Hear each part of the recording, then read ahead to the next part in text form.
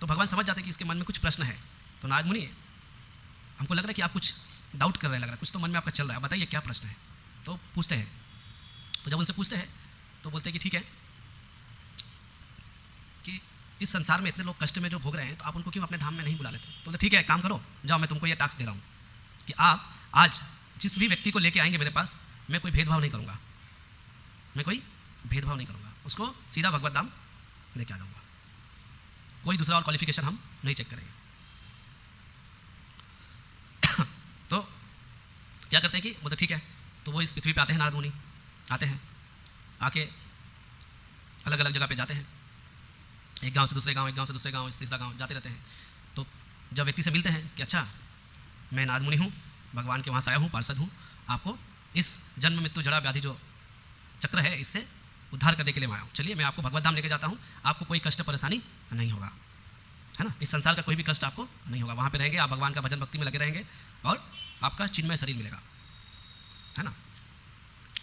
नहीं नहीं, मेरा तो बेटी है, उसका भी शादी देना है, शादी हो जाएगा उसके बाद आप आइए, हम जाएंगे। एक जन के पास जाते हैं, मेरे तो अभी 2 छोटा छोटा बेटा है, थोड़ा बड़ा हो जाएगा, कॉलेज में नाम लिखा दूंगा फिर जाऊँगा। ठीक है, तीसरा व्यक्ति के पास, अभी नहीं, अभी तो जस्ट मेरा बेटा का ब्याह हुआ है, तो थोड़ा नाती पोता हो जाएगा उसके बाद जाएंगे। तो ऐसे करके नारद मुनि जा रहे सुबह से शाम होने का गया। हम बोले भाई कैसा है, बोलते ना केशव तो जगत विचित्र कि विचित्र जगत है। हम बोल रहे भाई भगवत धाम चलो, फिर भी कोई जाना नहीं चाहता है, इस संसार में रहना चाहता है, तो चल रहे कोई नहीं जा रहा है। तो लास्ट में जाते जाते एक गाँव सोचे कि लास्ट ट्राई एक बार मारते हैं। तो गाँव में जाते हैं, तो उस कैलाश नाम का जो व्यक्ति था उसके घर पहुँचते हैं, तो दरवाज़ा ठक ठक करते हैं, तो निकलता है, क्या बात है, तो ऐसा है, चलिए। तो बोलता है कि देखिए अभी जस्ट हमारा 2 बेटा लोग है, बहुत नादान है, और मेरा दुकान है, बिजनेस है, हम तो व्यापार करते हैं, लोग ठीक से देखभाल नहीं करता रहे, कुछ दिन के बाद अब आइए तो हम इन लोग का शादी ब्याह करा देंगे, फिर जाएंगे। ठीक है, तो नारद मुनि चलो, एक तो आशा है, बोला कुछ दिन के बाद आइए। तो नारद मुनि ऐसे करके चले जाते हैं, फिर साल भर के बाद आते हैं, कुछ दिन के बाद कि चलिए अभी तो आपका बेटा बड़ा हो गया है ना, शादी होगी, चलिए। बोला अभी नहीं, थोड़ा शादी ब्याह हुआ है, अभी तो देखने वाला कोई नहीं, इसका छोटा छोटा नाती लोग हैं, उसको देखने वाला कोई नहीं है, तो हमको ही देखना पड़ता है, दादाजी है ना, तो हमको देखभाल करना पड़ता है, ये लोग तो अपना बिजनेस व्यापार में व्यस्त हो जाता है, तो आप कुछ दिन के बाद आइए, फिर हम जाएंगे, थोड़ा बड़ा हो जाए नाती, उसके बाद जाएंगे। तो ठीक है, कुछ दिन के बाद आते हैं, तो देखते हैं कि दीवार में उनका फोटो रहता है, वो व्यक्ति नहीं रहते हैं, है ना, वो व्यक्ति हरे कृष्णा। तो चले जाते कि भाई एक कस्टमर मिला था, वो भी चला गया। ठीक है, तो जाते हैं, तो नदी से गाँव से जब गुजर रहे थे ना, तो देखेंगे गाँव में जाएंगे तो दोनों साइड से एक बीच में ना एक रास्ता रहता है, मिट्टी का पार्टीशन क्या हो रहता है, एक खेत से दूसरे का खेत में जा सकते हैं। तो आर से जब जा रहे थे तो पीछे से कुत्ता भौंक रहा था, है ना, तो घूम के देख रहे क्या बात है, भौंक रहा है, तो मतलब वो बोल रहा है कि मैं कैलाश हूँ, आप पहचान नहीं रहे हैं। अरे तो नारद मुनि बोला अरे ऐसा कैसे हो गया, तुम तो अच्छा बोला था, तुमको बोला था जाने के लिए, नहीं क्या करूँ अभी। तो बोला ठीक है, अभी तो कुत्ता का शरीर मिला है, चलो। बोला नहीं देखिए क्या है ना, घर का दरवाजा खोल के वो लोग ऐसे ही सोता है, और कोई भी आके कुछ भी चोरी वोरी कर लेगा, तो मैं क्या करता हूँ उस घर में पहराधारी का काम करता हूँ। समझ गया, मनुष्य का जन्म गया, कुत्ता का शरीर मिला, लेकिन वो क्या कर रहा है, बोला कि अभी भी हम नहीं जाएंगे, क्यों, घर का हम पहरादारी करेंगे। तो बहुत समय आप लोग देखिएगा कि बिल्ली है, कुत्ता है, बहुत सारे जो होते हैं ना पशु, घर में आ जाते हैं, अपना बेड चौकी पर उठ जाएंगे, पलंग पर उठ जाएंगे, घर में बैठ जाएंगे नहीं, जितना भी उसको भगाओ, जितना भी उसको मारो, जाना नहीं चाहते। तो वो बुरा मत मानेगा, एक्चुअल में वो उसी घर का कोई सदस्य थे, जिसके वजह से उसका अभी भी वो बेड कभी वो यूज़ किया करते थे, अभी हम लोग यूज़ कर रहे हैं, इसीलिए उसको छोड़ना नहीं चाहते, वो जाना नहीं चाहते, क्यों, अपना कर्म के हिसाब से हमको शरीर मिलता है ना, जैसा हम कर्म करेंगे उसके हिसाब से हमको शरीर मिलेगा। जैसे शॉपिंग मॉल में आप जाके कुछ खरीदते हैं, किसका चॉइस रहता है, खुद का चॉइस रहता है ना, तो उसी तरह क्या कलर होगा, क्या साइज़ होगा, हम भी अपने कर्मों के द्वारा निश्चित करते हैं कि हमको नेक्स्ट जन्म में कैसा शरीर मिलेगा।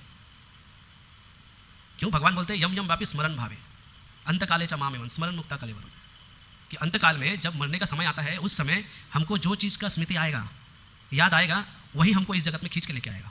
अगर उस समय, इसलिए बोलते अंते नारायण स्मृति ही, हम जो भी कुछ करेंगे, कुछ भी काम करो, पढ़ने जाओ, कुछ भी करो, मना नहीं है, लेकिन एंड ऑफ द डे हमको भगवान का स्मरण आ रहा है, भगवान का भक्ति उसमें है तो कीजिए, अदरवाइज वो काम को मत कीजिए, सिर्फ टाइम वेस्ट हो रहा है। श्रम ए वही केवल बोलते हैं कि अगर हमको भगवान का भक्ति नहीं हुआ और भगवान का नाम स्मरण नहीं आया, तो वो काम करके हमको कोई फ़ायदा नहीं है, और ना ही उससे आपका उन्नति होने वाला है, ना सुख मिलने वाला है, ना ही इस जगत से आपका उद्धार होने वाला है उससे। तो हमको ऐसा काम करना चाहिए जिसमें भगवान कृष्ण का स्मरण हो, है ना, और वो एक दिन में तो नहीं होगा, जब नियमित हम लोग प्रैक्टिस करेंगे रोज़ रोज़, तब जाके वो हमारा आदत बनेगा, और तभी हमको वो याद आएगा। परीक्षा के एक दिन पहले पढ़ने से याद हो जाता है सब कुछ, नहीं ना, टूटा फूटा याद होता है।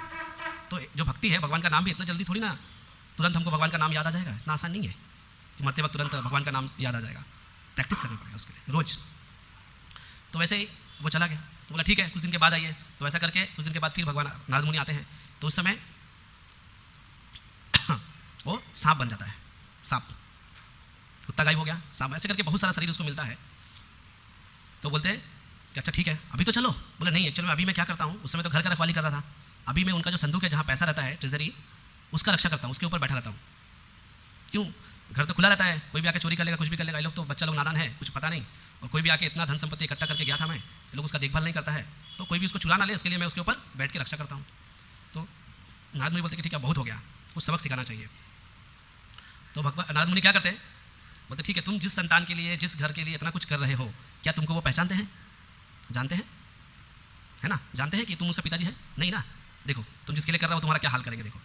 तो नारद मुनि बोलते कि दोनों बेटा को बुलाते हैं उनका, बोलते तुम्हारे घर में एक बहुत जहरीला सांप है। हाँ कहाँ कहाँ, तो चलो मैं लेके जाता हूँ, और वो संदूक के पास लेके जाते हैं। वो लोग ही उसका बेटा लाठी से पीटता है, मैं तुम्हारा पिताजी हूँ, मैं तुम्हारा पिताजी हूँ, छोड़ दो, मत मारो मत मारो। कौन सुनता है ना, मार मार के उसका वहीं पे प्राण त्याग देते हैं, नारद मुनि उनको लेके चले जाते हैं। तो देखिए इस स्टोरी का सारांश यही है कि हम लोग को इतना सुंदर शरीर मिला है, मनुष्य का जीवन मिला है, हम लोग इसको अलग अलग चीज़ में व्यर्थ गंवा देते हैं।